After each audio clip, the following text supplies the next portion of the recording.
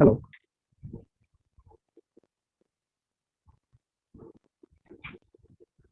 Good afternoon sir. Good afternoon sir. Kartik waiting में, इसको allow कर देते हैं पहले। सब लोग अपनी वीडियो ऑन कर लो।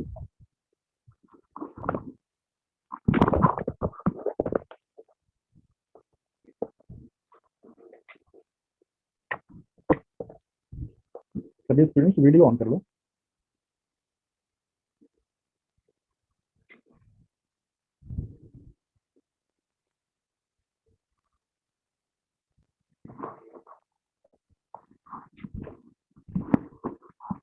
विधि, आर्यन, दो लोग हैं, कार्तिक है, बाकी लोग जल्दी करो। श्रेय, अनु, मुस्कान, वीडियो ओपन करो। अभी मुस्कान वीडियो ओपन नहीं हुआ तुम्हारा। श्रेय, मुस्कान, ठीक है। फेज 3 जो अभी कुछ दिन पहले दिया था सबका अच्छा रहा। मार्क्स वैसे हमने देख लिया था। ओवरऑल रैंक भी ठीक है तुम्हारे बैच में, ज्यादातर बच्चों की। मुस्कान सबसे ज्यादा किसका मार्क्स इसमें हमारे बैच में? हमारे बैच में सबसे ज्यादा मार्क्स किसके थे? सर मेरे। हमारे थे कितने marks total? Sir total advanced में 280 और 239। मतलब दोनों में रैंक 1 था या किसी में रैंक 2 भी था? सर अपने बैच में दोनों में रैंक 1 था। जो लॉट रैंक था जिसमें 34 या 38 स्टूडेंट्स थे उसमें? जो लॉट रैंक था उसमें मेंस में 7 और एडवांस्ड में 1। मेंस में 7 था। मेंस में क्यों कम हो गया था? Sir I can't hear you. तुम्हारा केवीपीवाई भी क्लियर है? Yes sir. ठीक है, मैंने रिजल्ट देखा था तुम्हारे बैच का। Okay sir. ठीक है, तो मेंस में क्यों कम हो गया था? सर मेंस में केमिस्ट्री में कम आए थे, वैसे फिजिक्स और मैथ्स में सही थे। अच्छा, केमिस्ट्री में ज्यादातर बच्चों के वैसे मार्क्स कम थे, कोई रीजन? नहीं पेपर सर। टफ था? Yes sir. हाँ, क्योंकि पेपर टफ होने पे सबके मार्क्स कम होंगे ना। इंपॉर्टेंट तो परसेंटाइल है, मुझे इतना ध्यान है कि मतलब केवल तुम्हारे बैच में नहीं बाकी बैचेज में भी लोगों के मार्क्स कम थे, तो मुझे ऐसा गेस हुआ कि पेपर। तुम्हारे बैच में टोटल कितने बच्चे हैं? सर 8। एक है। ओके, ठीक है। तो 11th का एक्सपीरियंस कैसा रहा है? क्लास 11th का एक्सपीरियंस कैसा रहा? सर सही रहा। हुँ? सर अच्छा था, सही रहा। अच्छा था। मैं इस सेंस में पूछना चाह रहा था कि क्लास 10th तक जो पढ़ते थे उसमें क्वालिटी और क्वांटिटी, और 11th में जो पढ़ा होगा उसमें क्वालिटी और क्वांटिटी में बहुत फर्क रहा होगा। क्वांटिटी भी किसी टॉपिक में बहुत ज्यादा रहा होगा, जैसे 9th में भी जो लॉज ऑफ मोशन है वो पढ़ा होगा या इक्वेशन ऑफ मोशन पढ़ा होगा, 11th में पढ़ा होगा। बट एक फॉर्मूले पे कितने तरह के क्वेश्चंस बन सकते हैं, उस डिफिनेशन को अगर सही से समझे तो किस तरह से हम एनालाइज करके डिफरेंट कंडीशंस में यूज कर सकते हैं, means application point of view से 11th में और 12th में चीजें काफी ज्यादा हो जाती है इन कंपैरिजन टू 9th और 10th। तो 9th में जो टॉपिक पढ़े थे ऑलमोस्ट कुछ सिमिलर टॉपिक ही 11th में पढ़े होंगे। 10th में जो वहां पढ़ा होगा, 10th में पहला चैप्टर क्या पढ़ा था मुस्कान? सर फिजिक्स 10 में इलेक्ट्रिसिटी। इलेक्ट्रो इलेक्ट्रिक चार्ज के बारे में। Yes sir. तो ऑब्वियसली यहाँ भी 12th में पहला चैप्टर वही होगा। हाँ, बट सेम टॉपिक के बाद भी कई चीजें एडिशनल पढ़ोगे और कई ऐसी बातें होंगी जो शायद 10th में भी अगर उसी को हम सही से एनालाइज करते तो वहां पर भी इस रिजल्ट को जो यहाँ पर आएगा वहां पर भी हम कंक्लूजन ड्रॉ कर सकते थे। वन बाय वन करके हम सबसे पहले बात कर लेते हैं, फिर स्टार्ट करेंगे। Kartikeya, yes sir. कैसे कितने मार्क्स थे तुम्हारे? तो मार्क्स एक बार चेक करने पड़ेंगे। मार्क्स में याद नहीं है? नहीं सर, कम आए थे तो इसलिए सर याद। हाँ, फिर भी बताओ कम आया तो इसका मतलब ये तो नहीं कि याद नहीं है। बताओ।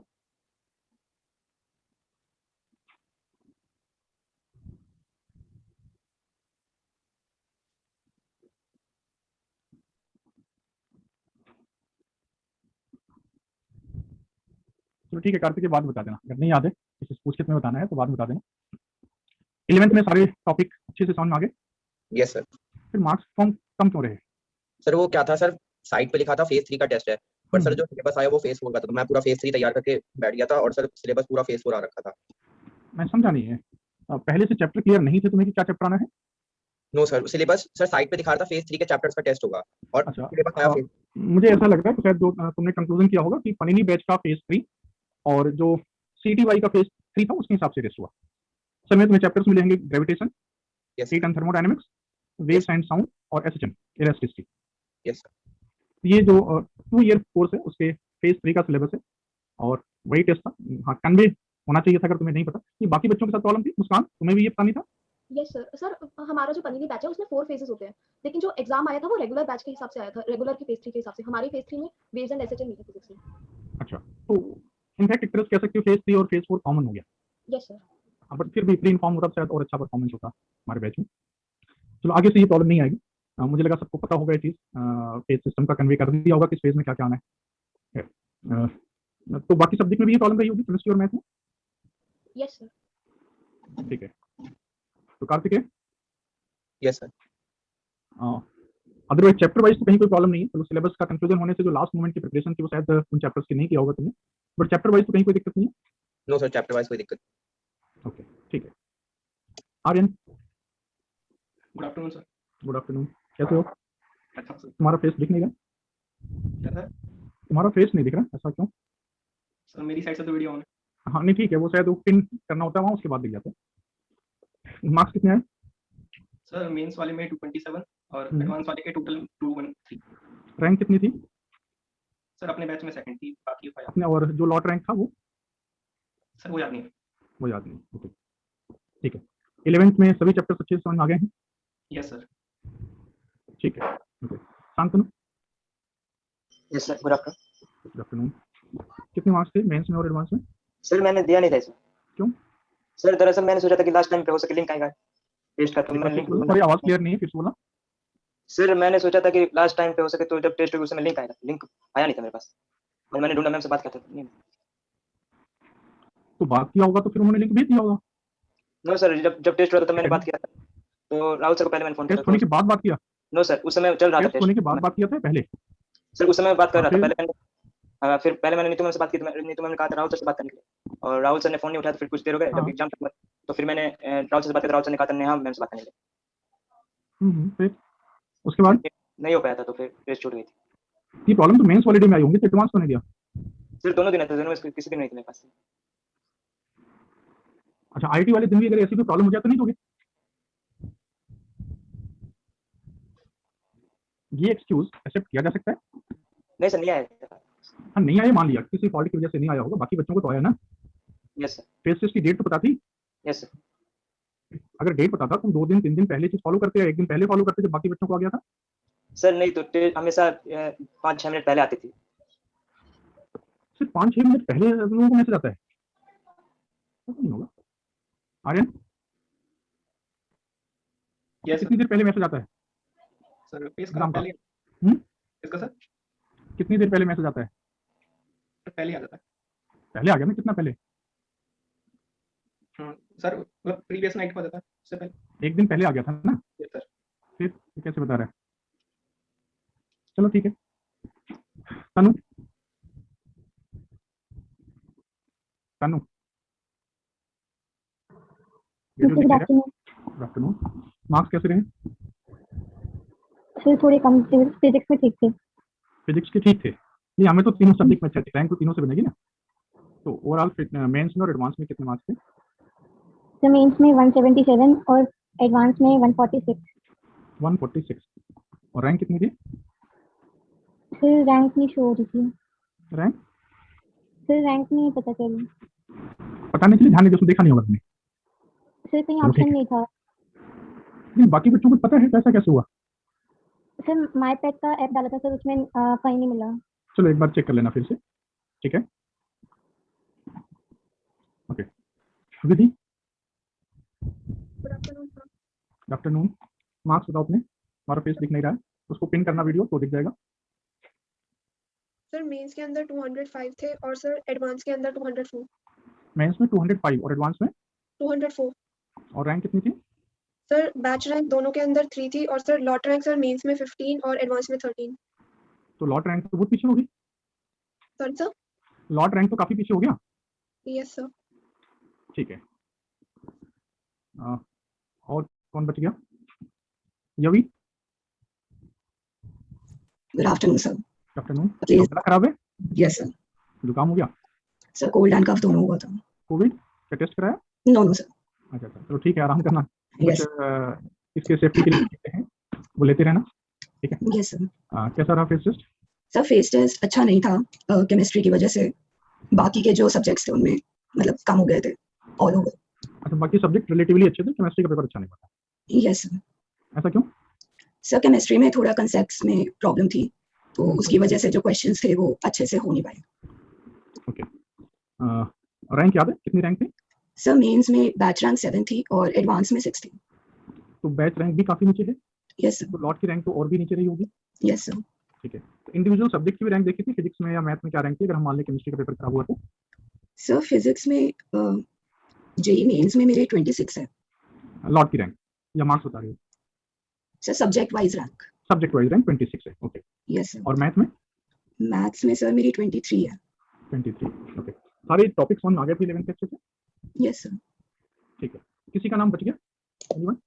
सर श्रेय गुप्ता। हाँ हाँ, तुम्हारा नाम बीच में लिया तो बताओ कितने मार्क्स थे मेंस में और एडवांस में? 177 in men's and 172 in advance. काफी क्लोज है। Yes sir. तो क्या खराब रहा, मेंस या एडवांस? Sir mains. मेंस खराब रहा? Yes sir. अच्छा, क्यों खराब हुआ बताना? सर केमिस्ट्री की वजह से। अच्छा, तो फिजिक्स की रैंक बता दो कितनी थी? सर फिजिक्स की rank 20। 20? Yes sir, and overall rank 19, तो फिर फिजिक्स की भी ज्यादा है। मतलब यहाँ तो ज्यादा होना खराब माना जाएगा ना? यस सर, मतलब मैथ किसी अच्छा हुआ था की रैंक 5 और किसी की रैंक 15 हो, 15 वाला ज्यादा है, yes, इसमें sir. खराब है। ठीक है, सर मैथ अच्छा हुआ था मेरा। मैथ अच्छा हुआ था, क्या रैंक रही मैथ में? सर 15। 15 रैंक, तो रिलेटिवली कह सकते हो बहुत अच्छा तो नहीं है, यस सर। बट दूसरे सब्जेक्ट कंपैरिजन में बेटर हम कह सकते हैं। ओके, चलिए सबसे एक एक बार डिस्कस कर लिया हमने क्या किसके मार्क्स रहे।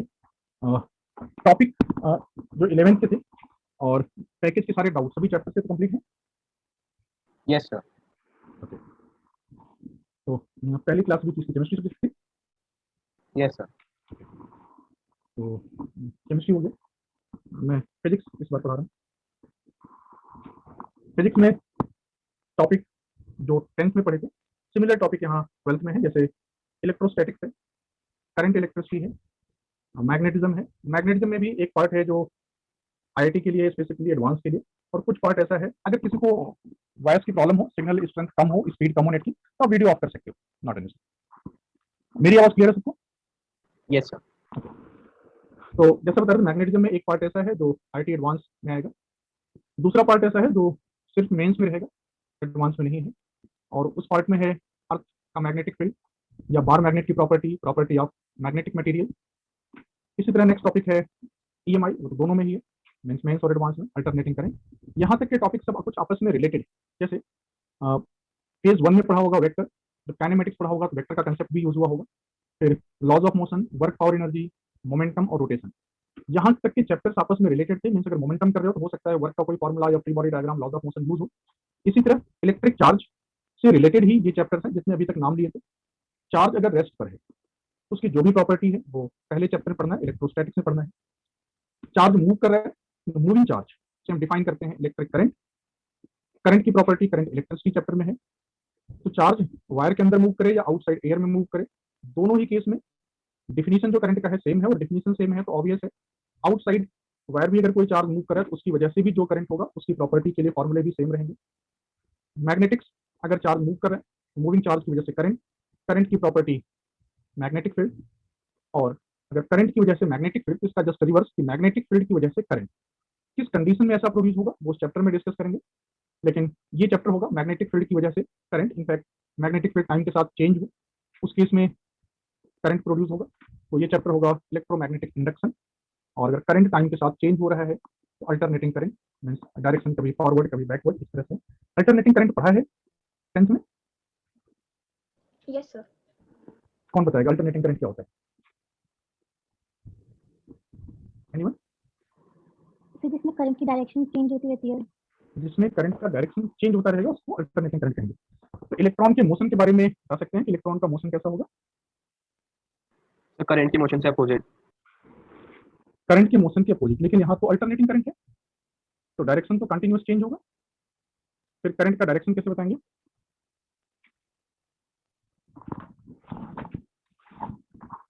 बोलो।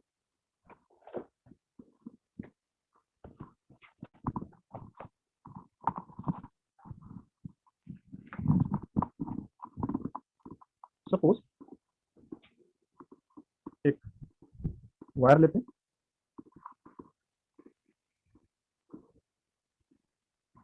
इसमें अगर करंट पास है जहां पर कोई एक इलेक्ट्रॉन है, अल्टरनेटिंग करंट है, इस इलेक्ट्रॉन का मोशन कैसा होगा ये जानते हैं। एनीवन,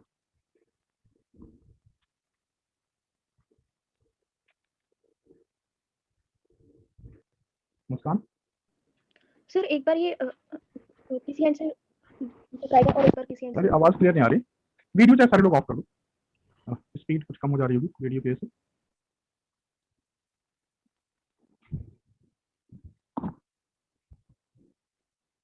हाँ, अब बताना। सर मतलब जब इलेक्ट्रॉन अगर अल्टरनेटिंग करंट में मूव करेगा तो सर वो स्ट्रेट लाइन पाथ नहीं होगा उसका। स्ट्रेट लाइन पाथ नहीं होगा, यस सर। तो पाथ कैसा होगा? सर नहीं पता। नहीं पता, अच्छा, कोई बता सकता है पाथ कैसा होगा? क्लास 10th में भी ये टॉपिक पढ़ा था। खैर, ये चैप्टर अल्टरनेटिंग करंट लास्ट में आएगा। स्क्रीन दिख रहा है? Yes sir. ठीक है, तो यहाँ पे जो करंट का डेफिनेशन है वो इंपॉर्टेंट है। करंट का डेफिनेशन किसी एक इलेक्ट्रॉन की वजह से नहीं है। अगर सपोज यहाँ एक क्रॉस सेक्शनल व्यू है, large number of electrons consider कर लेते हैं, लाइक सपोज ये इलेक्ट्रॉन्स है, इसमें पॉजिटिवली चार्ज आयंस भी होंगे, वो शो नहीं कर रहे हैं। अब इलेक्ट्रॉन्स अगर सपोज मूव करें किसी पर्टिकुलर डायरेक्शन में, सपोज कुछ इलेक्ट्रॉन्स ऐसे जा रहे हैं और कुछ इलेक्ट्रॉन्स का डायरेक्शन इसके अपोजिट है। तो इस डायग्राम में क्या दिख रहा है? 3 इलेक्ट्रॉन जस्ट फॉर एग्जांपल हमने शो किए हैं लेफ्ट से राइट में, और 2 इलेक्ट्रॉन शो किए हैं राइट से लेफ्ट में, जो इस पर्टिकुलर क्रॉस सेक्शन को क्रॉस कर रहे हैं। तो नेट फ्लो ऑफ चार्ज किस तरफ है? Right side. Net flow right side में, और नेट फ्लो अगर राइट साइड में है और वो इलेक्ट्रॉन ले रहे हैं तो करंट का डायरेक्शन नेट फ्लो के अकॉर्डिंग डिसाइड होगा। अगर नेट फ्लो ऑफ चार्ज जो नेगेटिव लिया है वो राइट में है, इस मोमेंट पर करंट का डायरेक्शन इसके अपोजिट मींस लेफ्ट में होगा। लेकिन अगर किसी मोमेंट पर ऐसा हो जाए कि सपोज जस्ट फॉर एग्जांपल कि 3 इलेक्ट्रॉन्स राइट से लेफ्ट में क्रॉस कर रहे हैं और 2 लेफ्ट से राइट में क्रॉस किए, तो करंट का डायरेक्शन जो शो किया है उसके अपोजिट हो जाएगा। इसका मतलब किसी पर्टिकुलर इलेक्ट्रॉन से करंट डिसाइड नहीं होगा, जो कलेक्टिव रिजल्ट है किसी भी क्रॉस सेक्शन के लिए नेट फ्लो किस तरफ है उससे डिसाइड होगा। हाँ, इलेक्ट्रॉन्स का जो मोशन है वो भी इस तरह से स्ट्रेट नहीं होता, वो मोशन भी सपोज ऐसे इलेक्ट्रॉन जा रहा है किसी एटम से कोलाइड किया होगा, ऐसे कोलिजन से इसका डायरेक्शन भी चेंज होगा। यहाँ पर फाइनली क्या दिख रहा है? इलेक्ट्रॉन मूव कर रहा था, किसी एटम को स्ट्राइक करेगा, स्ट्राइक करने के बाद कोलिजन की वजह से इसका डायरेक्शन चेंज हुआ। इसमें रैंडम मोशन हो रहा है, लेकिन रैंडम मोशन के साथ एक इफेक्ट और दिख रहा होगा कि इस इलेक्ट्रॉन में एक ड्रिफ्ट भी हुआ, और वो ड्रिफ्ट कितना दिख रहा होगा। तो करंट के लिए रिस्पॉन्सिबल ड्रिफ्ट है, रैंडम मोशन नहीं है। बट डिटेल में जब ये टॉपिक आएगा तो डिस्कस करेंगे। ये एग्जांपल लेने का पर्पज ये था कि जो चीजें 10th में पढ़ा है एग्जैक्टली वही है, वहां भी डिफिनीशन को पढ़ोगे सही से, उसमें भी रहेगा कि किसी भी क्रॉस सेक्शन को जो भी rate of flow of charge हो सकता है डिफरेंशिएशन वर्ड वहां पे यूज ना हुआ हो, तो नेट फ्लो वर्ड यूज किया हो या Q by T word use किया हो, लेकिन वो क्यू नेट फ्लो होना चाहिए। पाथ के लिए भी जो करंट इलेक्ट्रिसिटी चैप्टर है वहां पर डिस्कस करेंगे डिटेल में। तो जो चीज समझो उसमें जितने भी क्वेश्चन दिमाग में आते हैं बिना किसी हेजिटेशन के उसको पूछो। अगर कोई कंफ्यूजन क्लास 10th में या उससे पहले कहीं रह गया है किसी टॉपिक में, तो बेटर है कि अगर वो रिलेटेड टॉपिक है यहाँ पर, वो कंफ्यूजन चैप्टर पढ़ने के बाद अब नहीं होना चाहिए। तो कोई भी वर्ड या कोई डिफिनीशन या किसी फॉर्मूले से रिलेटेड कैसा भी डाउट हो, अगर वो टॉपिक से रिलेटेड है, रिलेवेंट है आईटी के लिए, तो उसको पूछने में कोई हेजिटेशन नहीं है। कहने का पर्पज है।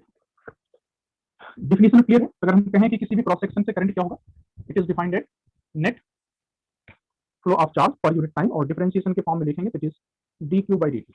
हाई एक तरह से ये इंस्टेंटेनियस करंट है। अगर delta Q by delta T लिखें तो ये एवरेज करंट होगा। 11th में फंडामेंटल और डिराइव्ड यूनिट भी पढ़ा होगा, पढ़ा है? Yes sir.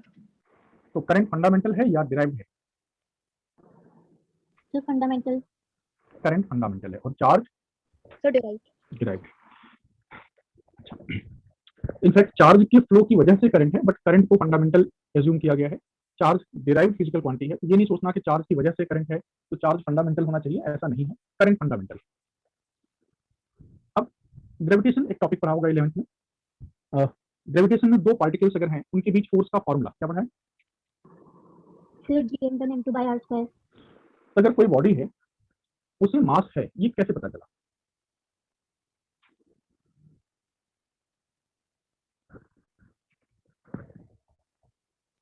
आर्यन,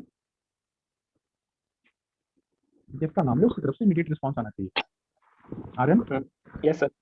अगर मान लो तुम्हारे पास एक पेन है, उस पेन में कुछ मास है या नहीं? सर मास है। कैसे पता मास है? सर क्योंकि उस पर ग्रेविटेशनल फोर्स एक्ट कर रहा है तो उससे मुझे एक वेट मिल रहा है। अच्छा, तो क्या देख कर बता सकते हो मास है? सर अभी नॉर्मल कंडीशन से मतलब हाँ मैं आपसे देख लेता।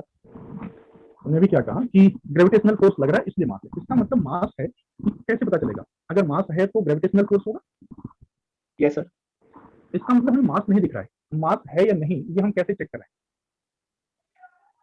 फोर्स की हेल्प से। Yes sir. अगर दो बॉडीज के बीच में इस तरह से कोई अट्रैक्टिव फोर्स लगा तो ऑब्वियस है कि उनमें कुछ मास रहा होगा जिसकी वजह से फोर्स है। Yes sir. तो मास मास को डिटेक्ट करने के लिए जो एक्सपेरिमेंट हो सकता है वो क्या हो सकता है? Gravitational force. Yes sir. तो जितनी भी बॉडीज हैं यूनिवर्स में, किसी बॉडी को ले उसमें ये फोर्स मिलता है। इसका मतलब बॉडी में ये मास उसका फंडामेंटल एट्रीब्यूट है, जो भी बॉडी ले रहे हैं उसमें ये प्रॉपर्टी, ये एट्रीब्यूट पहले से प्रेजेंट है और इसकी वजह से पार्टिकल्स के बीच में या बॉडीज के बीच में फोर्स है। तो मास जो फंडामेंटल एट्रीब्यूट है, इनफैक्ट हमें क्या दिखता है? मास दिखता है या उसका इफेक्ट दिखता है? सर इफेक्ट दिखता है। इफेक्ट दिखता है। तो मास नहीं दिखता, मास का इफेक्ट दिखता है। ठीक है, इसी तरह से यहाँ जो चैप्टर है जैसे इलेक्ट्रोस्टैटिक्स, उसमें चार्ज के बारे में पढ़ना है। हमें चार्ज दिखेगा या चार्ज का जो इफेक्ट है वो दिखेगा। अच्छा, अभी जो पेन का एग्जांपल लिया था, पेन में मास है ये तो बता दिया, पेन में चार्ज है या नहीं? सर नहीं। नहीं है। मुस्कान? सर पेन में चार्ज, सर ये इस बात से पता चलेगा कि है या नहीं अगर हम उसके पास कोई चार्ज बॉडी लाएंगे, तो अगर वो अट्रैक्ट या रिपेल होगा तब पता एक बार चलेगा। क्वेश्चन ध्यान से, सिर्फ इतना बोल रहे हैं कि पेन में चार्ज है या नहीं? सर है। चार्ज है। कैसे पता चार्ज है? सर क्योंकि अगर हम उसको, उसके ऊपर चार्ज का इफेक्ट है, मतलब फोर्स लग रहा है। कई चीजें ना मुस्कान बहुत सिंपल होती है, मतलब जरूरी नहीं कि हम हर क्वेश्चन को बहुत टेक्निकल टर्म से सोचें। अच्छा, जो पेन है वो डिफरेंट एटम से बना होगा। यस एटम होंगे, मॉलिक्यूल होंगे, कोई मटेरियल तो होगा। Yes sir. और अब तो एटॉमिक स्ट्रक्चर वगैरह सब पढ़ लिया होगा। Yes sir. अब बताओ, किसी को भी डाउट है कि पेन में चार्ज है या नहीं? सर है या नहीं है? सर है। तो पेन में चार्ज तो होगा, क्योंकि अगर एटम होंगे तो ऑब्वियस है कि इलेक्ट्रॉन, प्रोटॉन ये सब होंगे। लेकिन ये टॉपिक जो चार्ज है या नहीं है, इसको पढ़ने के बाद, एक मिनट, इसको पढ़ने के बाद कि एटम से बना है और एटम में इलेक्ट्रॉन और प्रोटॉन होते हैं, पढ़ने के बाद हम कह सकते हैं। लेकिन सबसे पहले जिसने डिटेक्ट किया होगा कि चार्ज है या नहीं है, उसे पेन देखकर पता नहीं चलेगा, उसने तो चार्ज का कोई इफेक्ट ही देखा होगा। जैसे अगर सपोज बैलून है, बैलून को ड्राई हेयर से रब करो, या कॉम्ब है, कॉम्ब को ड्राई हेयर से रब करो, और रब करने के बाद कॉम्ब को स्मॉल पीसेस ऑफ पेपर के पास ले जाए, तो क्या होता है? सर पेपर अट्रैक्ट हो जाता है कॉम से। पेपर अट्रैक्ट होता है, और अट्रैक्ट होने के बाद अगर very small pieces of paper हैं तो कॉम्ब से स्टिक कर जाते हैं। लेकिन अगर कॉम्ब को हम हेयर से रब ना करें और पेपर के पास लाएं तो भी क्या अट्रैक्ट करता है? No sir. नहीं करता। इसका मतलब ये एक फेनोमेना हुआ जो रबिंग के बाद, ड्राई हेयर और कॉम्ब के बीच रबिंग के बाद प्रोड्यूस हुआ। तो किसी ने ये फेनोमेना देखा, और ऑब्वियस है कि इस फेनोमेना का रीजन ग्रेविटेशन नहीं था, अदरवाइज तो विदाउट रबिंग भी ये फेनोमेना होना चाहिए था। लेकिन रबिंग करने के बाद ही ये फेनोमेना दिखा कि when comb passes through dry hair and after passing through it acquire property of attracting very small pieces of paper. Rod, वो comb having this property is said to be electrified, जिसको कहा गया कि charge है, charge से नाम दिया गया। जैसे मटेरियल्स के बीच में अट्रैक्टिव फोर्स था, अब वो अट्रैक्टिव फोर्स किसकी वजह से है? उस क्वांटिटी को नाम दिया गया कि मास है, और फिर उसके लिए जो एक्सपेरिमेंट किए गए उस बेस पर एक फॉर्मूला दिया गया जिसको पढ़ा कि Gm1m2/r²=f। तो चार्ज को नाम दिया गया, एक्चुअल में चार्ज नहीं दिखा, चार्ज का एक इफेक्ट दिखा। तो जैसे हमने कॉम्ब को ड्राई हेयर से रब करें या बैलून को ड्राई हेयर से रब करो तो ये फेनोमेना अपीयर होता है, या अगर ग्लास रॉड को सिल्क से रब करें, दो ग्लास रॉड है, दोनों को सिल्क से रब करें, रब करने के बाद ये एक्सपेरिमेंट शायद पढ़ा हो, दोनों ग्लास रॉड को अगर क्लोज लाएं तो क्या प्रॉपर्टी मिलती है? एनीवन? किसी ने पढ़ा? If we rub glass rod with silk and we brought two such glass rods close together, then these glass rods repel each other. Similarly, अगर इबोनाइट रॉड है, इबोनाइट रॉड को फर से रब करें या वूलन क्लॉथ से rub करें, रब करने के बाद अगर दो फर से रब करें या वूलन क्लॉथ से रब करें, रब करने के बाद अगर दो इबोनाइट रॉड को भी क्लोज लाएं, उनमें भी यही प्रॉपर्टी होता है कि रिपल्सन। लेकिन one glass rod rubbed with silk, another glass rod, ebonite rod rubbed with fur, one glass rod, one ebonite rod in fact attract each other. तो जितने भी हमने एक्सपेरिमेंट किए उसमें दो तरह के फोर्सेस मिले, या तो अट्रैक्टिव मिला या रिपल्सिव मिला, और ये फोर्सेस एक दूसरे के अपोजिट नेचर के हैं। ऑब्वियस है, जो पहले डिस्कस किया था ग्रेविटेशनल फोर्स, उसमें कभी रिपल्सन नहीं होता, उसमें रबिंग का कोई रिक्वायरमेंट नहीं है। यहाँ रबिंग करने के बाद ही ये फेनोमेना आया, इसका मतलब है कि ग्रेविटेशनल फोर्स तो नहीं है। यहाँ रबिंग करने के बाद ही ये फिनोमेना आया, इसका मतलब है कि ग्रेविटेशनल फोर्स तो नहीं है, क्योंकि ग्लास को सिल्क से रब करने के बाद ये प्रॉपर्टी आई। तो हमें चार्ज नहीं दिखा, हमें ये प्रॉपर्टी दिखी कि अगर ग्लास को सिल्क से रब करें तो 2 ग्लास रॉड रिपेल करते हैं, इबोनाइट को फर या वुलन क्लॉथ से रब करें तो 2 इबोनाइट रॉड रिपेल करते हैं। लेकिन ग्लास रॉड और इबोनाइट रॉड एक दूसरे को अट्रैक्ट करते हैं, क्योंकि इसकी रबिंग के बाद ही ये प्रॉपर्टी आई। तो कंफर्म है कि ये ग्रेविटेशनल नहीं है, अदरवाइज विदाउट रबिंग भी होता। लेकिन सिर्फ 2 ही तरह की फोर्सेज मिले हमें, एक अट्रैक्टिव, एक रिपल्सिव। इसका मतलब है कुछ ऐसी प्रॉपर्टी भी है जो ये फोर्स प्रोड्यूस कर रहा है। तो जैसे विदाउट रबिंग जो फोर्स मिलता था उसके लिए रिस्पॉन्सिबल कहा गया, हमने उसको नाम दिया, उस प्रॉपर्टी को, फंडामेंटल एट्रीब्यूट को मास। वैसे ही यहाँ पर नाम दिया गया चार्ज। तो इनिशियली जो डिटेक्ट हुआ कि ऐसा कोई फोर्स प्रेजेंट है, वो इफेक्ट से ही डिटेक्ट हुआ कि ऐसा कोई इफेक्ट प्रेजेंट है या नहीं। लेकिन हाँ, इस स्टेज पर जब इतनी चीजें पढ़ चुके हो आप लोग, फिजिक्स, केमिस्ट्री, मैथ में, तब तो डेफिनेटली कह सकते हो कि जो एग्जाम्पल पूछा था पेन में चार्ज है या चार्ज नहीं है, तो आंसर क्या होगा? सर चार्ज है। चार्ज है, ठीक है। अच्छा, हमने जो एग्जाम्पल लिए उसमें कितने तरह के फोर्स मिले? 2 तरह के, एक अट्रैक्टिव और एक रिपल्सिव। रिपल्सिव। अट्रैक्टिव और रिपल्सिव फोर्स नेचर में एक दूसरे के अपोजिट हैं। Yes sir. तो नेचर में एक दूसरे के अपोजिट है। इस अपोजिट नेचर को जब हमने 2 नाम देने थे, क्योंकि ग्रेविटेशन में जो हमने कहा था कि फोर्स मिला, अट्रैक्टिव फोर्स मिला, उसके लिए हमने जो फंडामेंटल एट्रीब्यूट नाम दिया मास। यहाँ पर जो प्रॉपर्टी मिली, जो इफेक्ट मिला, वो 2 तरह का इफेक्ट था, अट्रैक्टिव फोर्स और रिपल्सिव फोर्स, मींस इंटरेक्शन 2 तरह का था। तो हमें 2 फंडामेंटल एट्रीब्यूट चूज करने थे जो मास से डिफरेंट होने चाहिए, और वो फंडामेंटल एट्रीब्यूट या प्रॉपर्टी उस मटेरियल की 2 लेने थे, और 2 ऐसे लेने थे जिसमें शो हो कि अपोजिट नेचर के। क्यों अपोजिट नेचर शो करना था? क्योंकि इंटरेक्शन 2 तरह के मिले, अट्रैक्टिव और रिपल्सिव। नेचर में ये एक दूसरे के अपोजिट हैं। इस अपोजिट नेचर को शो करने के लिए हमें ऐसा कोई सिंबल लेना था जिससे इंडिकेट हो रहा हो कि नेगेटिव। इस अपोजिट नेचर को शो करने के लिए जो चूज किया गया, वो चूज किया गया नेगेटिव और पॉजिटिव। तो नेगेटिव और पॉजिटिव सिर्फ सिंबॉलिक रिप्रेजेंटेशन है उस अपोजिट इंटरेक्शन को शो करने के लिए, अपोजिट इफेक्ट को शो करने के लिए। एक इफेक्ट था अट्रैक्टिव फोर्स, दूसरा इफेक्ट था रिपल्सिव फोर्स। तो 2 तरह के चार्ज माने गए, एक नेगेटिव और एक पॉजिटिव। तो नेगेटिव पॉजिटिव सिंबल जो मैथमेटिक्स में एक दूसरे के अपोजिट मैथमेटिकल ऑपरेशन है। अब यहाँ पर आगे जैसे जैसे चीजें डेवलप हुई, उसमें फिर पार्टिकल्स की बात आई, इलेक्ट्रॉन, प्रोटॉन की बात आई। जो हमने एग्जांपल लिया था, अगर मान लो ग्लास पहले से न्यूट्रल, न्यूट्रल मींस जितने नेगेटिवली चार्ज पार्टिकल्स हैं equal number of positively charge particles हैं, न्यूट्रल है। तो ऑब्वियस है कि अगर फ्रिक्शन की वजह से चार्ज एक बॉडी से दूसरे बॉडी में ट्रांसफर हो जाए तो रबिंग के बाद ये न्यूट्रल नहीं होगा, और कुछ सिमिलर फिनोमेना ही हमें इफेक्ट रबिंग के बाद दिखा। तो कन्वेंशनली मींस स्टार्टिंग में चीज एज्यूम की गई कि ग्लास रॉड के ऊपर पॉजिटिव चार्ज एज्यूम किया गया और इबोनाइट के ऊपर नेगेटिव चार्ज एज्यूम किया गया। जो पढ़ते हो आगे, जब एटॉमिक स्ट्रक्चर पढ़ लिया होगा उसके बाद, इलेक्ट्रॉन पे कैसा चार्ज मानते हो, पॉजिटिव या नेगेटिव? नेगेटिव। नेगेटिव। कैसे पता नेगेटिव चार्ज?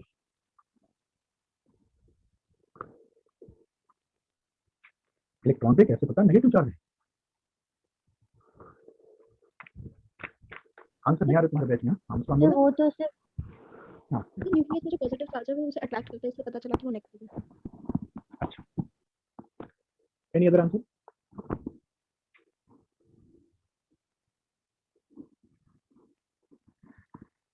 अच्छा, यहाँ स्क्रीन पर I equal to dq by dt लिखा है, दिख रहा है? Yes sir. किस कलर में लिखा हुआ है? Sir colour yellow. क्या दिख रहा है इसका? येलो दिख रहा है। ओके, कैसे पता कि ये येलो कलर है? सर ये सिर्फ एक सिंबॉलिक अच्छा, हाँ, एक सर्किल अभी और बनाया, ये रेड कलर का है। इसका मतलब किसी ने स्टार्टिंग में इनके नाम दिए होंगे कि येलो कलर है, ये रेड कलर है, नाम भी दिया होगा ना? Yes sir. स्टार्टिंग में जब ये नाम रखे गए तो जो नाम रखा गया वो इस तरह से होगा कि नहीं इंटेंशनली एक्सेप्टेड हो, हर जगह इस कलर को यही कहेंगे। अगर येलो कलर का नाम रेड रखा गया होता, रेड का नाम येलो रखा गया होता, तो आज हम उसको इंटरचेंज करके बोलते हैं। Yes sir. Yes sir. तो रेड को रेड कहना ये कोई लॉजिक था या सिर्फ उसको एक नाम देना था, एक नाम उसमें रखा गया जो इंटरनेशनली एक्सेप्टेड था कि हर कंट्री में इसको हम यही कहेंगे, यही था? Yes sir. Yes sir. तो जो चार्जेस रखे गए, जो हमने कहा कि हमें 2 अपोजिट इफेक्ट मिले, क्या इफेक्ट मिला? अट्रैक्टिव फोर्स और रिपल्सिव फोर्स। इस अट्रैक्टिव और रिपल्सिव के लिए 2 अपोजिट हमें सिंबल लेने थे, वो सिंबल दिए गए नेगेटिव और पॉजिटिव। तो जैसा कहा उसमें कन्वेंशन किया गया कि ग्लास पर कन्वेंशनली पॉजिटिव और इबोनाइट पर नेगेटिव लिया गया। जैसे जैसे थ्योरी डेवलप हुई उसका रीजन फिर एक्सप्लेन किए। लेकिन इनिशियली जब चार्ज एज्यूम किया गया तो इलेक्ट्रॉन पे नेगेटिव, ये तो एज्यूम ही किया गया हो ना, इसके पीछे भी कोई लॉजिक है? सर एज्यूम किया गया। एज्यूम किया गया। इसका मतलब ये एज्यूम, ये चीज कहां से आई कि दो अपोजिट इफेक्ट थे। तो जहां से हमने डिस्कशन स्टार्ट किया था, हमें चार्ज नहीं दिखेगा, हमें चार्ज का इफेक्ट दिखेगा। दो इफेक्ट दिखे, इफेक्ट भी अपोजिट नेचर के थे। उस अपोजिट नेचर को शो करने के लिए दो अपोजिट सिंबल लिए गए, नेगेटिव और पॉजिटिव। जैसा कहा कि conventionally charge on glass rod is taken as positive, while charge on ebonite rod is taken as negative. तो जब आगे एटॉमिक स्ट्रक्चर वगैरह सब कुछ पढ़ लिया, फिर इसका रीजन सोचा गया क्या हो सकता है। तो वर्क फंक्शन पढ़ा है, यस सर। विधि बताओ वर्क फंक्शन। सॉरी सर, याद नहीं। याद नहीं, तनु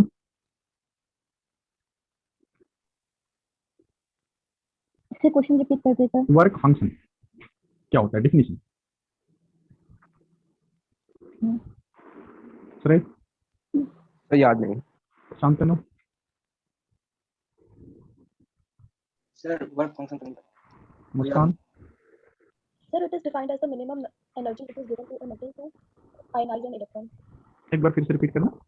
Sir, it is the minimum amount of energy which should be given to an metal to ignite to ionize an electron. किसी एटम के लिए पढ़ा है या मटेरियल के लिए पढ़ा है? Sir, ये material के लिए पढ़ा है। एटम कहा तुमने ना, नहीं सर। अदरवाइज उसको आयनाइजेशन एनर्जी कहते हैं। Yes sir. Sir, I should have told metal material. तो minimum amount of energy, electron उस मटेरियल के सरफेस से बाहर इजेक्ट हो जाए, this minimum amount of energy is called work function. अगर हम दो एग्जांपल लें, जैसे मान लो ग्लास रॉड है और सिल्क है, तो ग्लास रॉड भी डिफरेंट एटम्स होंगे उसमें, सिल्क में भी डिफरेंट एटम्स होंगे। अब इन दोनों का कुछ ना कुछ वर्क फंक्शन होगा। अब अगर इन दोनों में वर्क फंक्शन है, किसी का वर्क फंक्शन कम होगा, किसी का वर्क फंक्शन ज्यादा होगा। ग्लास रॉड को अगर हम सिल्क से रब करें तो due to friction, due to rubbing, heat energy produce होगी। ये हीट एनर्जी ग्लास को भी मिलेगा, सिल्क को भी मिलेगा। अगर हम मान लें कि एनर्जी इक्वली डिवाइड हो जा रहा है ग्लास में और सिल्क में, जिन दोनों को रब किया है, तो बताओ ग्लास और सिल्क में से किस में से इलेक्ट्रॉन उसके सरफेस से बाहर पहले निकलेगा, जिसका वर्क फंक्शन कम हो या ज्यादा हो? सर, जिसका वर्क फंक्शन कम होगा। जिसका कम होगा। जिसका कम होगा। तो वर्क फंक्शन का डेफिनेशन क्या है? It is minimum amount of energy required to eject electron from the surface. अब वो मेटल के लिए पढ़ा होगा फोटो इलेक्ट्रिक इफेक्ट में, लेकिन वर्क फंक्शन तो किसी के लिए भी हम डिफाइन कर सकते हैं। मिनिमम अमाउंट ऑफ एनर्जी चाहिए, सरफेस से बाहर इलेक्ट्रॉन निकल जाए इसके लिए। तो हीट एनर्जी दोनों को मिला रबिंग से, जिसका वर्क फंक्शन कम होगा, ऑब्वियस है कि उससे इलेक्ट्रॉन पहले निकलेगा, दूसरी बॉडी कंटैक्ट में है, हम एज्यूम करें कि वो इलेक्ट्रॉन उस पर चला गया। तो अगर हमने कहा conventionally charge on glass rod is taken as positive, अगर ग्लास पर पॉजिटिव आ गया, पहले न्यूट्रल था अब पॉजिटिव आ गया, बता सकते हो ग्लास और सिल्क में से किस बॉडी से इलेक्ट्रॉन किस में ट्रांसफर हुआ होगा? ग्लास से सिल्क में या सिल्क से ग्लास में? सर, ग्लास से सिल्क में।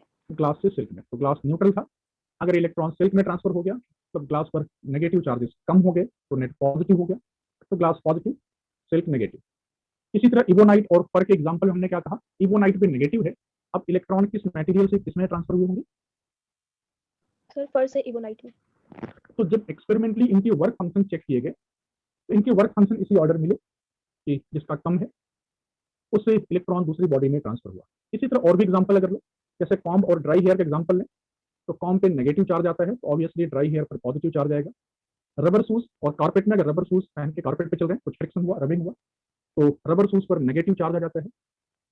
तो इसी तरह अगर कोट पहन के कोई कार किसी पर बैठा, प्लास्टिक सीट उस पर नेगेटिव चार्ज आता है, तो ऑब्वियस है जो कोट है उससे पॉजिटिव चार्ज मिलेगी।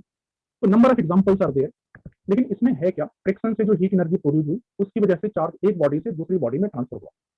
ट्रांसफर होने से पहले दोनों न्यूट्रल थे, इसका मतलब किसी न्यूट्रल बॉडी में रबिंग की वजह से पार्टिकल एक बॉडी से दूसरी बॉडी में ट्रांसफर हुआ, और वो जो पार्टिकल ट्रांसफर हुआ उसमें कुछ मास तो रहा ही होगा, ये तो पढ़ाई, जितने मटेरियल है पार्टिकल सब में मास है, लेकिन मास के अलावा उसमें एक और प्रॉपर्टी प्रेजेंट है, और उस प्रॉपर्टी की वजह से एक और फोर्स डेवलप हुआ। वो फोर्स अट्रैक्टिव नेचर का भी हो सकता है, रिपल्सिव नेचर का भी हो सकता है, वो डिपेंड करेगा कि हमने क्या एग्जांपल लिया है। जैसे दो ग्लास रॉड का एग्जांपल लेने पर रिपल्सिव था, दो इबोनाइट का लेने पर नेगेटिव और रिपल्सिव था, लेकिन ग्लास रॉड और इबोनाइट का एग्जांपल लेने पर अट्रैक्टिव। जब दोनों ग्लास रॉड का एग्जांपल लिया था तो ऑब्वियस है उन दोनों ग्लास रॉड पर चार्ज कुछ भी हो, सिंबल हम कुछ भी दें, लेकिन उसमें रिपल्सिव फोर्स आया। दोनों इबोनाइट लिए, दोनों पे सिमिलर चार्ज होगा, रिपल्सिव फोर्स है। यहाँ से एक कंसेप्ट आया कि जो लाइक चार्जेस हैं वो रिपेल करते हैं, लेकिन बेटर टर्म है कि लाइक चार्जेस की जगह हम कहें लाइक पॉइंट चार्जेस। तो लाइक पॉइंट चार्जेस में रिपल्सन, तो अनलाइक पॉइंट चार्जेस में अट्रैक्शन। अट्रैक्शन। तो चार्ज अगर हम पेन को देखें तो हमें चार्ज नहीं दिखेगा, हमें अगर कुछ दिख सकता है किसी बॉडी में तो चार्ज का इफेक्ट दिख सकता है, जैसे मास का इफेक्ट दिखता है। हमें दो इफेक्ट दिखे, उस दो इफेक्ट के बेस पर हमने दो सिंबल लिए जो अपोजिट नेचर को शो करें, नेगेटिव और पॉजिटिव। जैसे जैसे एटॉमिक थ्योरी डेवलप हुई हमने सबको एक सिंबल दिया और उसके अकॉर्डिंगली इसको फिर एक्सप्लेन भी कर सकते हैं कि क्यों एक पर नेगेटिव दूसरे पर पॉजिटिव। नेगेटिव पॉजिटिव तो सिंबॉलिक रिप्रेजेंटेशन है। अगर इलेक्ट्रॉन दिख जाए क्या उसके ऊपर नेगेटिव लिखा होगा? No sir. नहीं लिखा होगा। इसको नेगेटिव सिंबल तो हमने दिया है ना। प्रोटॉन दिख जाए तो क्या उसके ऊपर पॉजिटिव लिखा होगा? No sir. नहीं लिखा होगा। तो ये सिंबल है जो हमने दिया है इसको समझने के लिए कि अपोजिट बिहेवियर है, वो बिहेवियर इनफैक्ट जो एक्सपेरिमेंटल इफेक्ट था अट्रैक्टिव फोर्स और रिपल्सिव फोर्स का। तो इलेक्ट्रोस्टैटिक्स में हमें पढ़ना है चार्ज के बारे में, और चार्ज जब रेस्ट पे है उसकी प्रॉपर्टी इलेक्ट्रोस्टैटिक्स में।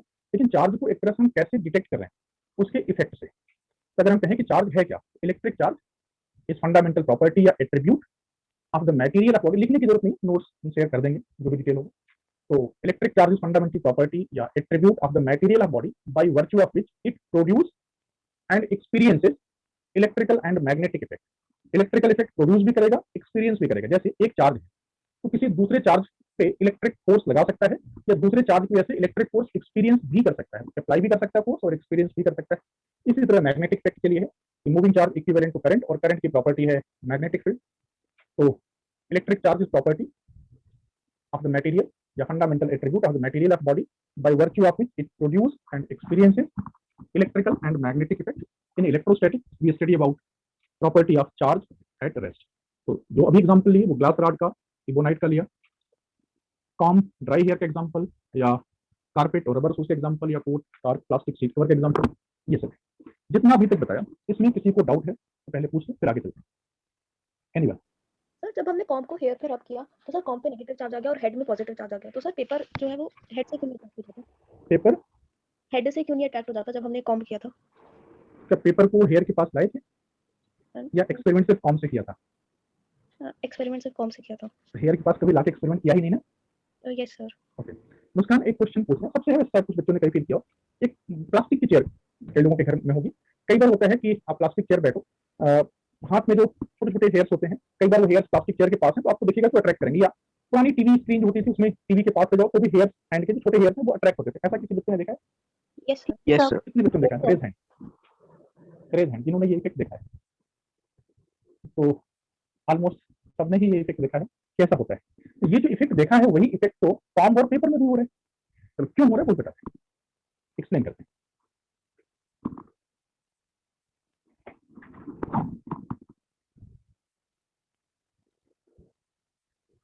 सपोज ये एक पीस ऑफ पेपर है।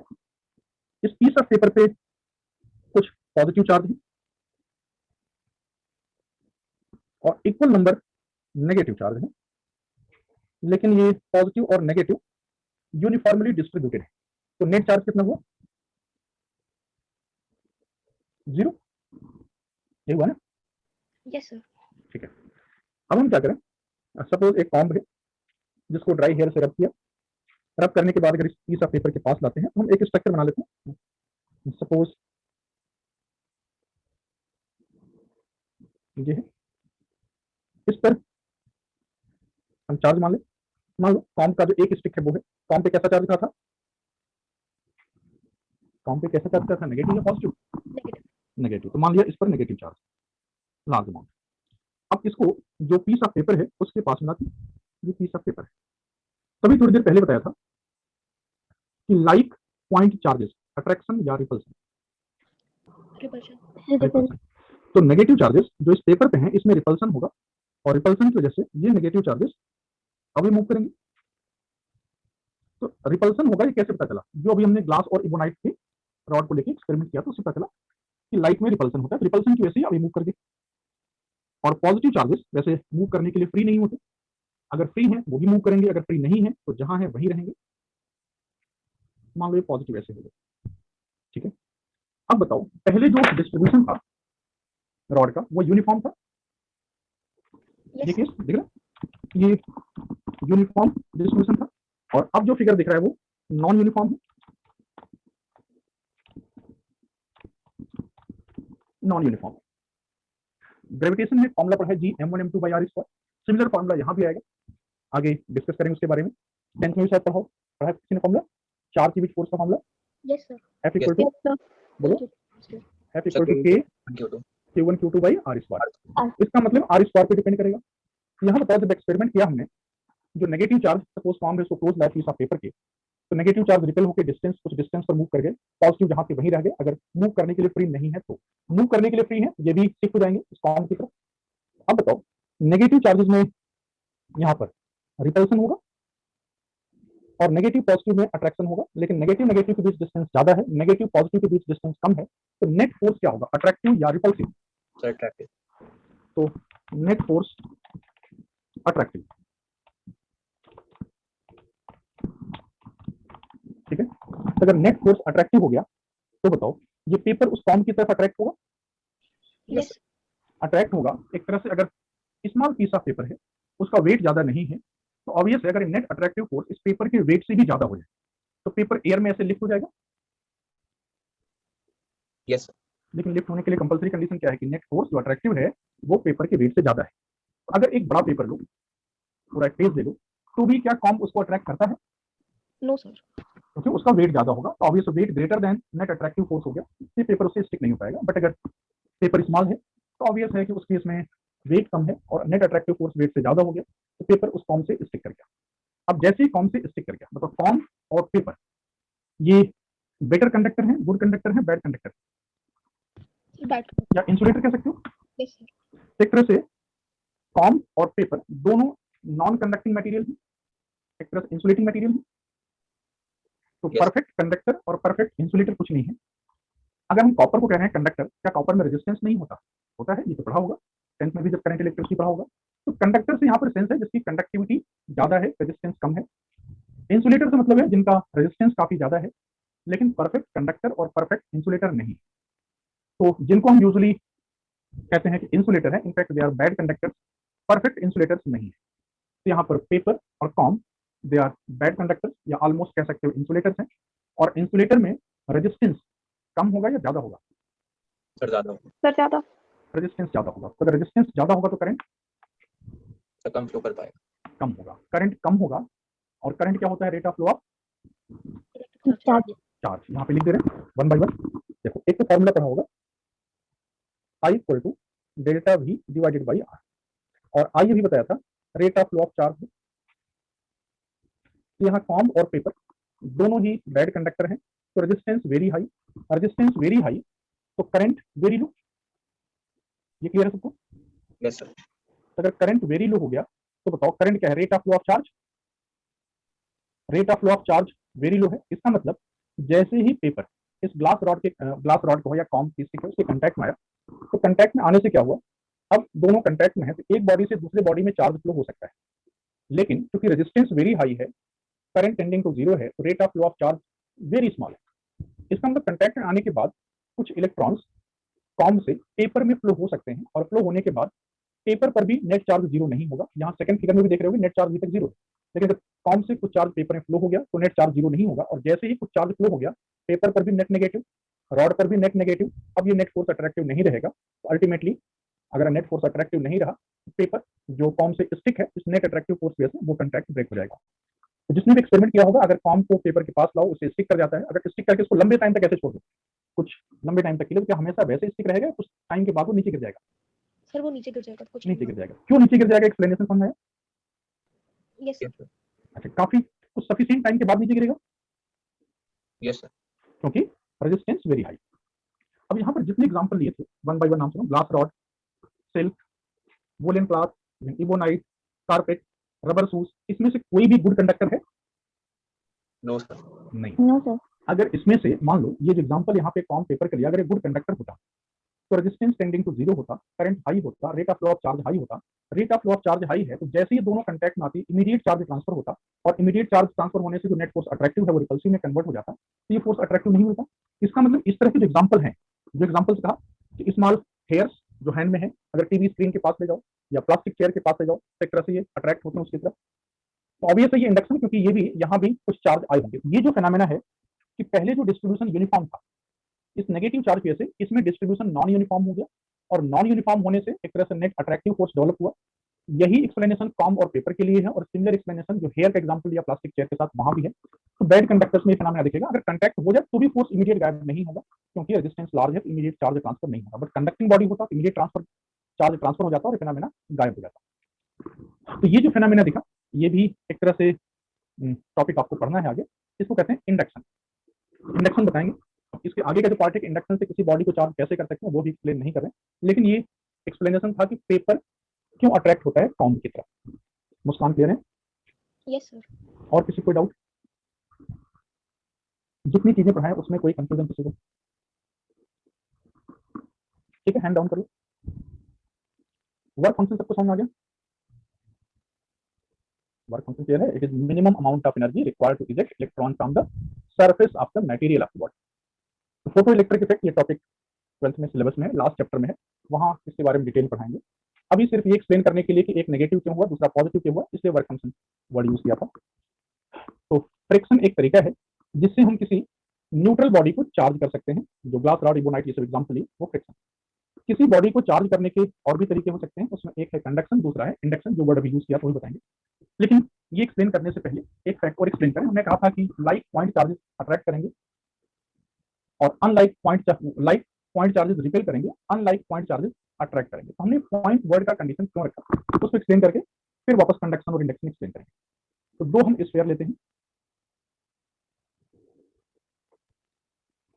सपोज ये एक स्फीयर है, ये एक दूसरा स्फीयर है। सपोज इन दोनों स्फीयर पे चार्ज एक ही तरह का ले लेते हैं।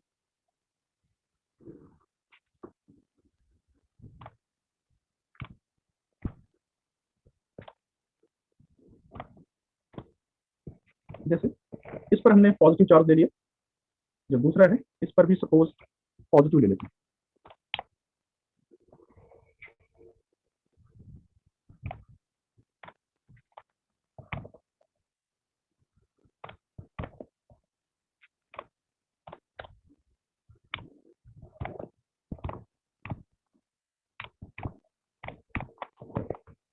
तो इन दोनों पर हमने पॉजिटिव चार्ज दिया है, बताओ इसमें अट्रैक्शन होना चाहिए या रिपल्सन होना चाहिए? रिपल्शन। रिपल्सन होना चाहिए। अब दूसरा क्वेश्चन, क्या ये जो पहली बॉडी है, अगर इनको कुछ नाम दे दें, सपोज बॉडी ए और बी, इन बॉडी में नेगेटिव चार्ज है या नहीं? सर है। नेगेटिव चार्ज है। तो जो यहाँ पर शो किया है तो शो क्या किया है? Net sir net charge. Net charge. तो जो शो करते हैं वो नेट चार्ज है, क्योंकि आपको कंसेप्ट पता है कि उसमें कुछ नेगेटिव होंगे कुछ पॉजिटिव होंगे। जो कहा भी कोई बॉडी परफेक्ट इंसुलेटर नहीं है, तो अगर हम इंसुलेटर भी लेंगे तो ऑब्वियस अगर परफेक्ट नहीं है तो उसमें कुछ इलेक्ट्रॉन्स तो फ्री होंगे। हाँ, नंबर ऑफ फ्री इलेक्ट्रॉन कम होंगे, फ्री इलेक्ट्रॉन की डेंसिटी कम होगी, लेकिन जीरो नहीं। हम इंसुलेटर कहेंगे तो जब तक कहा ना जाए आइडियल केस है तब तक ये एज्यूम करना, फिर आइडियल नहीं है, परफेक्ट नहीं है, तो कुछ ना कुछ फ्री इलेक्ट्रॉन्स तो होंगे ही, जो यहाँ पे शो नहीं किए हैं। ये नेट चार्ज शो किए, इनके बीच डिस्टेंस अभी काफी ज्यादा है। बताओ इनमें फोर्स क्या होना चाहिए, अट्रैक्टिव या रिपल्सिव? रिपल्सिव। रिपल्सिव। अब डायग्राम चेंज करते हैं, इन दोनों को क्लोज लगाते हैं।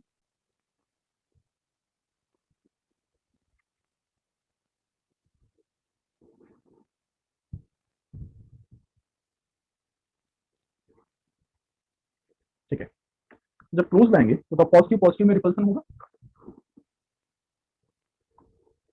रिपल्सन होगा, रिपल्सन होगा। रिपल्सन की वजह से अभी मूव करना चाहेंगे। Yes sir. लेकिन ये जो बॉडी बी है उसमें कुछ नेगेटिव चार्ज पार्टिकल्स भी होंगी। तो अगर नेगेटिव चार्ज पार्टिकल्स भी होंगे तो ऑब्वियस है वहां चूंकि नेट शो किया है इसलिए नेगेटिव को शो नहीं किया है, लेकिन पॉजिटिव चार्ज इस नेगेटिव चार्ज पार्टिकल को तो अपनी तरफ अट्रैक्ट करेगा। यहाँ पर सपोज हम कुछ नेगेटिव शो कर दे रहे हैं,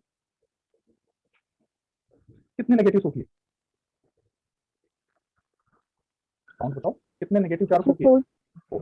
बी बॉडी में पहले कितने पॉजिटिव शो किए थे? सर 4। 9। नहीं। अब काउंट करना कितने शो कर रहे हैं?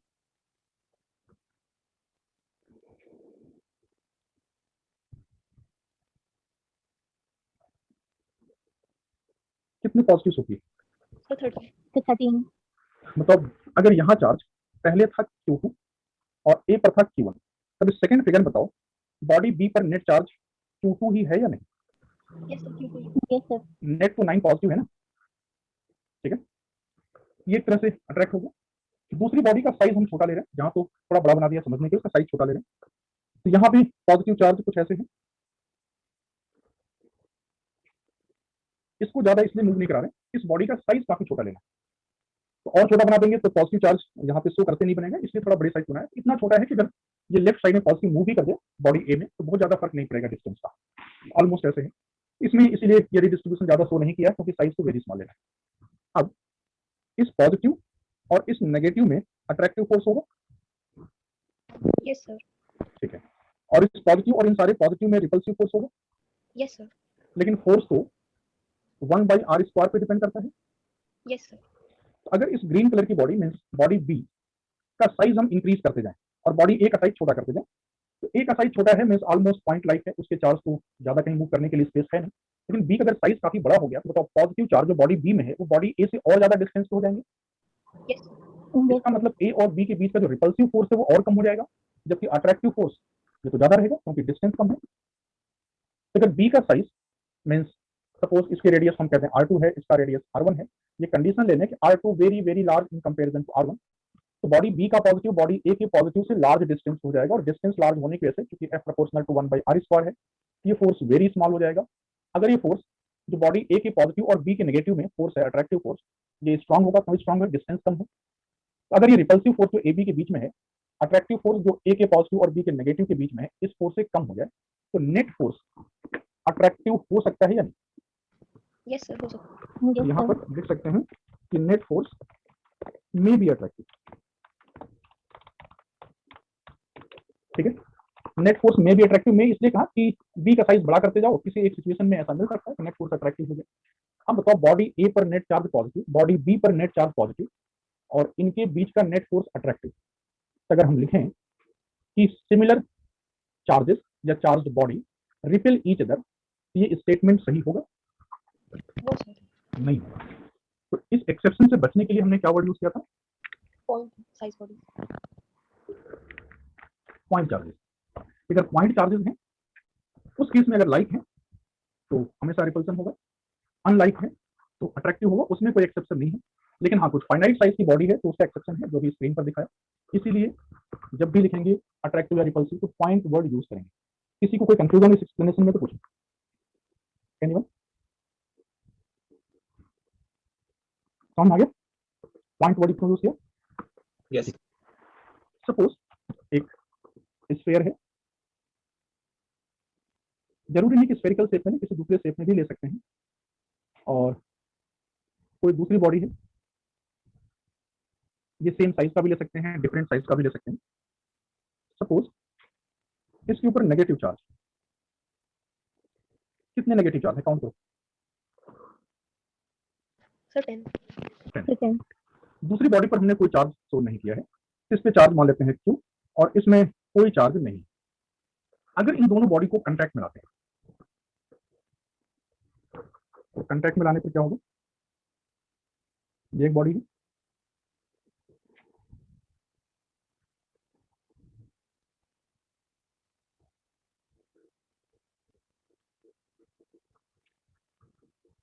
ये प्रीवियस था, ठीक है। अगर ये दोनों कांटेक्ट में हैं तो एक बॉडी से चार्ज दूसरे बॉडी में फ्लो हो सकता है।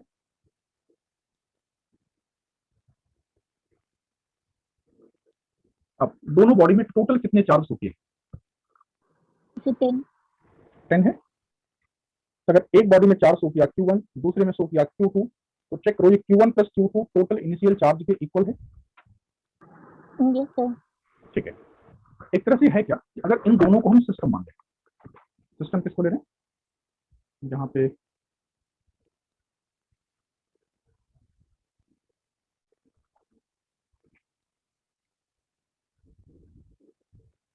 इसको कह रहे हैं ये सिस्टम है, तो बताओ चार्ज कंजर्व है या नहीं? कंजर्व। अगर इन दोनों बॉडी को सिस्टम ले, इनके बीच में चार्ज का ट्रांसफर हो सकता है, बट जो चार्ज है वो conserve.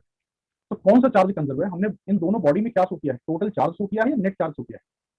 Sir net charge, net charge, ठीक है ना। तो नेट चार्ज कंजर्व है, तो अलग से हम कोई पॉजिटिव चार्ज या नेगेटिव चार्ज कंजर्वेशन ऐसी बात नहीं करें। जो नेट चार्ज है आइसोलेटेड सिस्टम में वो कंजर्व होता है, ये प्रॉपर्टी है। लेकिन यहाँ पर अगर इनको कुछ नाम दे दें, suppose body A and B, तो बताओ ए बॉडी से बी बॉडी में चार्ज ट्रांसफर हुआ और ये Yes. चार्ज ट्रांसफर कांटेक्ट में होने की वजह से हुआ, इस तरह से बॉडी बी जो पहले न्यूट्रल था अब वो चार्ज हो गया। चार्जिंग की इस प्रोसेस कहते हैं कंडक्शन।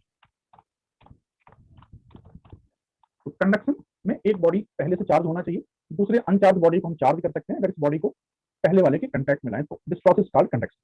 अब क्वेश्चन ये हो सकता है ये ट्रांसफर ऑफ चार्ज कब तक होगा। तो अगर मान लो सिमिलर एग्जांपल हम फ्लूइड का लें तो दो वेसल हैं, उन दोनों में लिक्विड का हाइट डिफरेंट है। अगर उन दोनों को एक पाइप से कनेक्ट करें तो वाटर या लिक्विड एक वेसल से दूसरे वेसल में कब तक फ्लो होगा।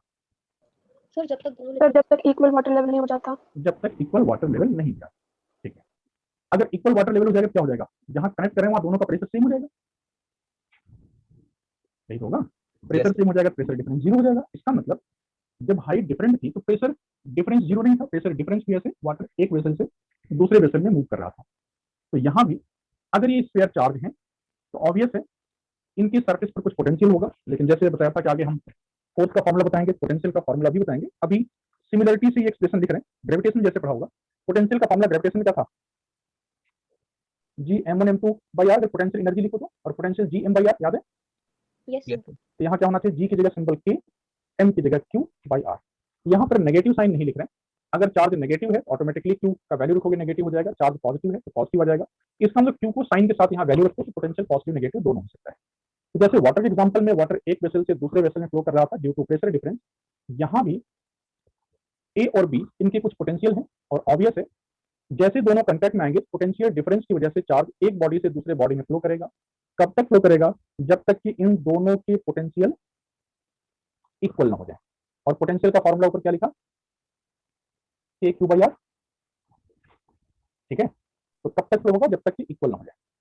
अब अगर हम नॉन कंडक्टर लेंगे तो बताओ चार्ज ट्रांसफर होने में वेरी लॉन्ग टाइम लगेगा, अभी बताया था कॉम वाले एग्जांपल में। तो अगर हम चाहते हैं कि चार्ज इमीडिएट ट्रांसफर हो जाए तो एग्जांपल क्या लेना चाहिए, नॉन कंडक्टर या कंडक्टर। कंडक्टर लेना चाहिए। तो अगर कंडक्टर का एग्जांपल लेंगे तो कंडक्टिंग बॉडी में चार्ज केवल सरफेस पर होता है, वो रीजन भी एक्सप्लेन करेंगे नेक्स्ट क्लास में। अभी जो इसका इफेक्ट है वो डिस्कस कर दे रहे हैं। सपोज ये एक बॉडी है और एक दूसरा फिगर बना लेते हैं। कंडक्टर ले रहे हैं, इनके सरफेस पर चार्ज होगा। कोई भी एग्जांपल ले सकते हैं पॉजिटिव या नेगेटिव का, इसके भी सरफेस पर चार्ज होगा। सपोज ये रेडियस ले लेते हैं r1, इसका रेडियस मान लेते हैं r2। चार्जेस भी एज्यूम कर सकते हैं, सपोज इस पे चार्ज है q1, इस पर चार्ज है q2। बताओ चार्ज क्योंकि सरफेस पे है, अगर सरफेस पर चार्ज का डेंसिटी सिग्मा मान लें तो sigma 2 into 4 pi r2 square लिख सकते हो। सिमिलरली q1 को लिख सकते हो sigma 1 into 4 pi r1 square. तो ये कंडक्टर का एग्जांपल है, इसलिए सिर्फ सरफेस पर है। नॉन कंडक्टर है तो चार्ज ट्रांसफर होने में मींस कंडक्शन प्रोसेस से एक बॉडी से दूसरे बॉडी में चार्ज ट्रांसफर होने में लॉन्ग टाइम लगेगा, इसीलिए हमने कंडक्टर का एग्जांपल लिया। तो जैसे मान लो सपोज पहले बॉडी ए था, इस पे कुछ चार्ज था, बी पर चार्ज नहीं था, कंटैक्ट में लाए, चार्ज ए बॉडी से बी में ट्रांसफर हो गया, टोटल चार्ज कंजर्व रहेगा। ये भी प्रीवियस पेज पर डिस्कस किया। और ये बताया ये फ्लो कब तक होगा, जब तक कि पोटेंशियल इक्वल ना हो जाए। तो पोटेंशियल V1 और V2 हो इक्वल होना चाहिए। पोटेंशियल का फॉर्मूला के Q1 बाई R1। Q1 क्या लिखेंगे, sigma 1 4 pi R1 square by R1 equal to के sigma 2 4 pi R2 square by R2। तो क्या क्या कैंसिल होगा, बोलो। सर वो R2 होगा ना वहाँ पर। हाँ वो स्क्वायर नहीं होगा वहाँ पे। अब बताओ क्या आंसर आया। फिर एक R1 और एक R2 भी कैंसिल हो जाएगा नीचे वाला। ठीक है, उसके बाद क्या आया, सिग्मा 1 रिजल्ट क्या है, sigma 1 R1 equal to sigma 2 R2। यही होगा। Yes sir. इसका मतलब है कि sigma into R equal to constant. ठीक है, तो sigma into R equal to constant है। इसका मतलब sigma proportional to 1 by R होगा। यहाँ तक क्लियर है। Yes sir. Yes sir. तो अगर एक कंडक्टिंग बॉडी है या स्फीयर है, उसके सरफेस पर चार्ज यूनिफॉर्मली डिस्ट्रीब्यूट होगा या non uniform. Sir non uniformly. Non uniform होगा। चलो यहाँ दो फिगर बना रहे हैं, सोच के बताओ। एक ये फिगर है, दूसरा ये फिगर है। इसमें चार्ज अगर हम शो करें तो बताओ यहाँ चार्ज यूनिफॉर्मली डिस्ट्रीब्यूट होगा या नहीं। यस सर होगा। रीजन, सर क्योंकि sigma radius proportional to 1 by R, तो हर जगह तो R सेम है। लेकिन दूसरे केस में बताओ क्या होगा, sir non uniformly. Non uniform. Charge की डेंसिटी कहाँ ज्यादा होगी, फिर रेडियस कम होगा तो जहाँ जहाँ रेडियस कम होगा, रेडियस कम होगा। तो रेडियस कहाँ कम है इलिप्स वाले फिगर में? माइनर एक्सिस के अलावा। मीन्स जहाँ ग्रेविटेशन में अपोजिट पेरिजी वर्ड यूज किया होगा। मीन्स अगर हम डॉट लगाएं, इसमें 2 डॉट लगा रहे हैं येलो कलर के, दिख गए दोनों डॉट? Yes sir. इन दोनों येलो डॉट वाले पॉइंट पे रेडियस कम है, रेडियस कम है तो चार्ज डेंसिटी ज्यादा। इस फॉर्मूले से ये प्रूफ हुआ कि सिग्मा प्रोपोर्शनल टू 1/r है। किस केस में चार्ज यूनिफॉर्मली डिस्ट्रीब्यूट होगा और किस केस में नॉन यूनिफॉर्मली डिस्ट्रीब्यूट होगा। लेकिन यहाँ पर जो फॉर्मूला यूज किया है कि v इक्वल टू kq/r, इस फॉर्मूले का प्रूफ आगे इसी चैप्टर में बताएंगे। यहाँ भी फॉर्मूला यूज किया है। कंडक्टर का एग्जांपल क्यों लिया वो बता दिया, कंडक्टर में चार्ज ट्रांसफर फास्ट होगा तो कंडक्टर का एग्जांपल है। नॉन कंडक्टर में it will take very long time, वो भी इस एग्जांपल में भी एक्सप्लेन कर रहे थे। इसीलिए कंडक्शन प्रोसेस से अगर किसी अनचार्ज बॉडी को हम चार्ज करना चाहते हैं तो कैसे एग्जांपल लेना अच्छा है, कंडक्टिंग मटेरियल या non conducting material? So conducting. Conducting material लेना चाहिए। उसके लिए कंडीशन क्या है कि एक बॉडी पहले से ऐसी होनी चाहिए जिसपे चार्ज हो, उसको जब किसी अनचार्ज बॉडी के कांटेक्ट में लाते हैं तो अनचार्ज बॉडी भी चार्ज हो जाएगी। और एक बार चार्ज हो गया, अब इस ए बी दोनों कांटेक्ट में, दोनों को सेपरेट कर दो। अब ए पर भी चार्ज है, बी पर भी चार्ज है। जब दोनों को सेपरेट कर दोगे, सेपरेट करने के बाद अगर उनको लॉन्ग डिस्टेंस पर रखें, ए और बी के बीच में कोई फोर्स ना हो, तो ए पर भी और बी पर भी चार्ज यूनिफॉर्मली डिस्ट्रीब्यूट होगा। इस फॉर्मूले के अकॉर्डिंग जो लास्ट में प्रूव किया है सिग्मा प्रोपोर्शनल टू 1/r। कोई कंफ्यूजन है पूछिए, यही आगे कंटिन्यू करेंगे। अभी इंडक्शन नहीं बताया कि इंडक्शन से कैसे चार्ज करेंगे, वो नेक्स्ट क्लास में। कोई कंफ्यूजन है किसी को?